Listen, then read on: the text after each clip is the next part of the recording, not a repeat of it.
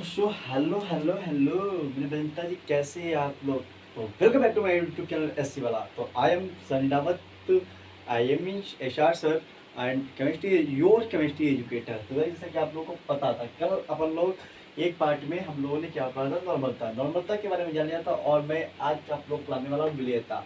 Sir विलेयता में क्या क्या पढ़ने वाले डेट आपको इतनी बात समझ में आएगी। द्रव प्लस ठोस एंड द्रव प्लस द्रव एंड द्रव प्लस गैस, इतनी चीज़ें पढ़ने वाली है इसमें, है ना। That's it. लेकिन इतनी बात आपको, सर हमको इतनी बात पढ़ने वाली तो है, बट क्या हमें ये आप बता सकते हैं कि यार बेटा जी हम लोग द्रव प्लस ठोस में क्या पढ़ेंगे, द्रव एंड प्लस द्रव में क्या पढ़ेंगे, एंड द्रव एंड गैस में क्या पढ़ेंगे। That's it. इतनी बात समझ में आ गई होगी आपको, आई होप। तो यार पहले द्रव प्लस ठोस को हम लोग देख लेते हैं। क्या बोल रहा है, वाष्प दाब का आपेक्षिक अवनमन पढ़ेंगे। बोले कि जो वाष्प दाब का उसके आपेक्षिक जो उसका अवनमन होता है, हम उसको पहले पढ़ लेंगे। That's it. इतनी बात हमने। अब पढ़ेंगे सर क्वथनांक का उन्नयन। That's it. मतलब कि सर हम लोग यहाँ पे क्वथनांक का उन्नयन भी पढ़ना है, राइट। चलो कोई बात नहीं। फिर देखते हैं प्रासरण तथा प्रासरण दाब। पहले इसमें प्रासरण को डालेंगे, प्रासरण क्या होता है, उसके बाद प्रासरण का दाब डालेंगे।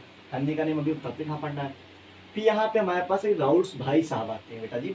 एक राउल्ट्स भाई साहब आते हैं जो बोलते हैं, राउल्ट्स भाई साहब अपना नियम लेके आते हैं, बोलते हैं भाई चलो नियम पढ़ लेते हैं, कोई मजे से सब कर लेते हैं। तो अभी देखते हैं क्या पढ़ते हैं ना हमने भाई साहब, राउल्ट्स भाई साहब। फिर देखते हैं आदर्श विलयन और अनादर्श विलयन। अब बोलो सर हमको आदर्श विलयन नहीं पता है, अनादर्श विलयन क्या होता है, इन दोनों में डिफरेंस। कोई बात बेटा, आपके इशार सर है ना, चिंता मत करो, यही पढ़ते हैं हम लोग, ठीक है। अब हम लोग क्या करने वाले हैं यहाँ पे द्रव प्लस गैस में। अब यहाँ पे केवल आते हैं हमारे पास हेनरी भाई साहब।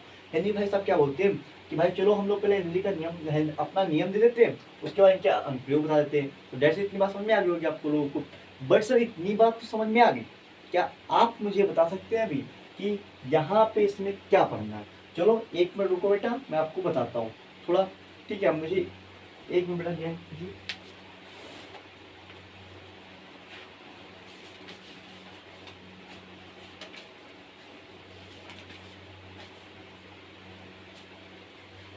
तो बेटा जी देखो, हम लोग अब स्टार्ट करते हैं ना। तो बेटा मुझे क्या करना है, जब कोई स्थिर ताप होता है, मान लो हमने क्या बोला, आप कोई स्थिर ताप पर किसी किसी गैस का वाष्प की अवस्था में, किसी गैस के वाष्प की अवस्था में आंशिक, क्या बोला बेटा मैंने, आंशिक दाब उस विलयन में गैस के या फिर गैस में मोल अंश या मोल प्रभाज के समानुपाती होता है, उसे बोलते हैं क्या, हेनरी भाई साहब का नियम। तो बेटा मान लो, चलो मैं लिख देता हूँ फटाफट ना, फटाफट मैं लिख देता हूँ, एक मिनट बेटा, एक मिनट स्टेशन है। चलो मैं लिख देता हूँ फटाफट फटाफट लिख देता हूँ। देखो बेटा, हम लोग क्या करना है, एक स्थिर ताप पर, स्थिर ताप पर, स्थिर ताप पर किसी किसी गैस का, क्या बोल रहा है यहाँ पे, किसी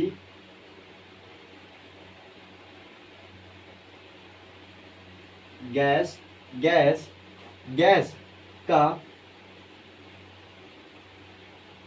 वाष्प, ध्यान रखना क्या बोला, किसी गैस के वाष्प वाष्प अवस्था,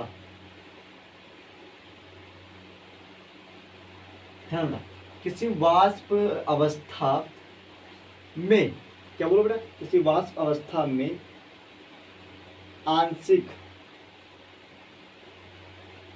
क्या बोलो बेटा, आंशिक दाब, क्या बोला है, आंशिक दाब। अब बेटा दाब को क्या बोलते हैं, पीछे नोट कर लेते हैं, पीछे नोट करो फटाफट, ध्यान रखना, किसी आंशिक दाब, किसी आंशिक दाब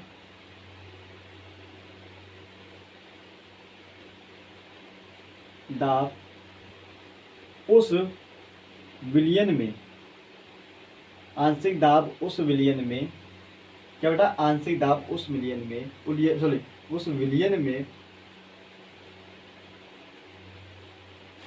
गैस गैस गैस के मोल, गैस के मोल अंश या फिर मोल प्रभाज,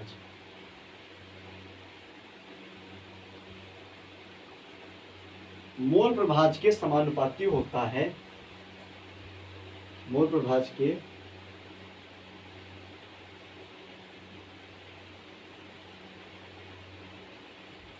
समानुपाती होता है।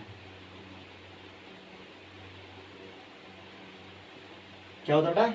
समानुपाती होता है या फिर अनुक्रमानुपाती होता है। इसे बोल सकते हैं अनुक्रमानुपाती को, जो इसे बोल दो अनुक्रमानुपाती।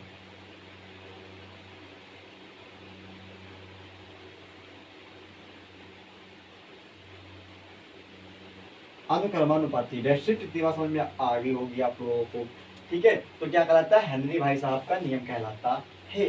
देखो बेटा, यहाँ पे समझना है, गौर फरमाइएगा मेरी बातों को। यहाँ पे एक मिनट रुक जाओ, इसको इरेज कर देता हूँ थोड़ा समझाने के लिए। हाँ, ये विजेता इरेज कर देते हैं, उसके बाद समझाते हैं लोगों को फटाफट।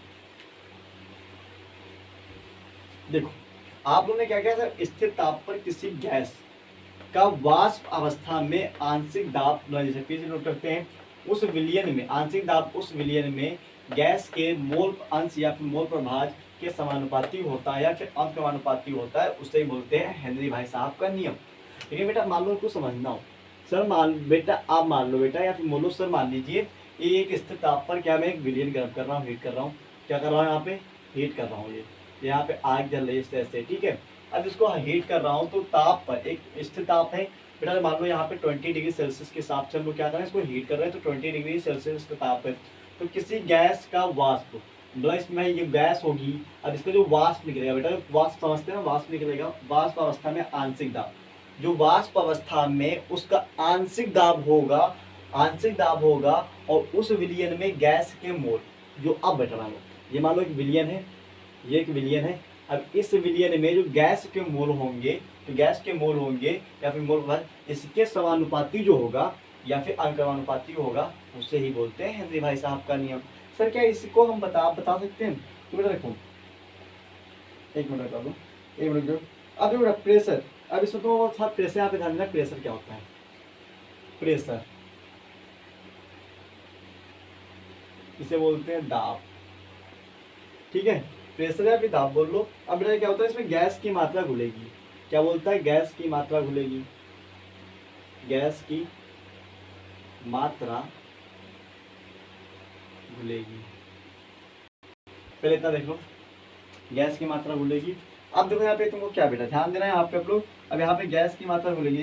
ठीक है, इतनी बात समझ में आ गई होगी आपको। अब बेटा केस इक्वल टू इसके बराबर होगा बेटा, जो हम लोग हीट कर रहे हैं। ठीक है, तो कंसंट्रेटर हीट कर रहे हैं, के एच इक्वल टू किसके, सॉरी बेटा, सॉरी आई रियली सॉरी बेटा, किसके बराबर होगी? टेम्परेचर के, मतलब कि दाब की, जो उसका जो बेटा तापमान होगा, इसका टेम्परेचर होगा। ठीक है, उसके क्या होगा यहाँ पे बेटा। ठीक है, अब देखो बेटा, अब मैं आपको एक चीज बता देता हूँ, यहाँ पे मैं एक चीज आपको बता देता हूँ। ठीक है, एक मिनट बेटा, एक मिनट वही मैंने बोला यार, यहाँ पे दिक्कत है, सॉरी से बोला ना, प्रेशर हो यहाँ पे, दाब मैंने दिखा, देखो यहाँ पे नोट कर दिया। ठीक है, लिखने के बाद P is equal to n g, तो P अपॉन एन जी। ठीक है, इतनी बात समझ में आ गई होगी। अब देखो यहाँ पे, अब जो हमारे पास P के डायरेक्टली समानुपाती क्या होगा? N g. ठीक है, प्रेशर के समानुपाती है ना। अब बेटा यहाँ पे ध्यान देना कि सर हमारे समानुपाती, हाँ, P is equal to n g, ध्यान देना। सॉरी एन जी क्यों है बेटा यार, मैं देखो आपको यहाँ पे बता रहा हूँ, एक्स जी है ये, क्योंकि भाई एक्स को, एक मिनट यार, मेरे मुंह से वही निकल रहा है, एन ही होगा बेटा, नंबर ऑफ मोल्स। ठीक है, एन। अब फिर तुम्हारे पास क्या आएगा यहाँ पे? P is equal to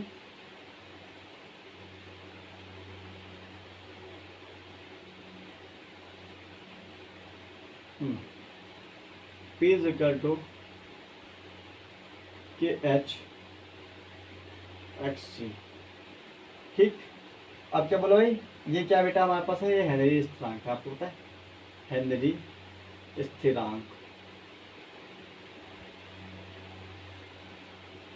Henry स्थिरांक है। ठीक है, दैट्स इतनी बात समझ में आई होगी आपको। अब अगर इसका ग्राफ ड्रॉ किया जाए बेटा, अगर इसका ग्राफ ड्रॉ किया जाए, ग्राफ दो से ड्रॉ होगा, यहाँ पे ये P हो जाएगा, ये एन जी हो जाएगा, ये के एच हो जाएगा, सॉरी हाँ के एच मान लो, इसको कुछ भी मान लो बेटा, इतनी बात समझ में आई होगी आपको। Done done done done done. तो बस आज के लिए शायद इतना ही होता है बेटा, बहुत हो गया इतना मेरे लिए, शायद आप लोग के सही भी। आप तो इसके अनुप्रयोग को भी पढ़े नहीं हेनरी भाई साहब के ना, हेनरी भाई साहब के अनुप्रयोग देख लेते हैं फटाफट। ढाई नोट डाउन मैं जाता हूँ।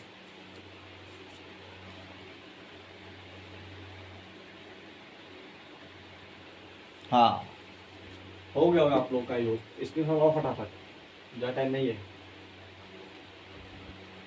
अनुप्रयोग ऊपर ही पढ़ाए थे ना हेनरी भाई साहब के क्या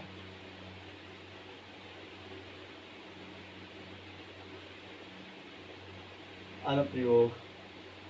देखो यार, अनुप्रयोग क्या है हमारे पास यहाँ पे। मान लो बेटा हमारे पास पेय पदार्थ हो जाएगा पहला। पहला मान लो पेय पदार्थ। दूसरा देख लो बेटा, दूसरा क्या होगा बताओ आप लोग कमेंट सेक्शन में बताइए।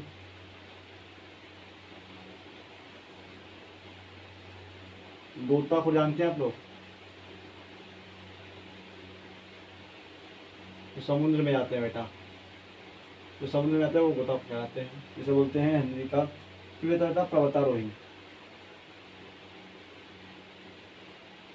दैट्स इट की बात समझ आ गई होगी आप लोगों को। तो आज के लिए इतना ही बेटा, ठीक है। Bye bye, tata, take care, all the best. तो बेटा बाय बाय।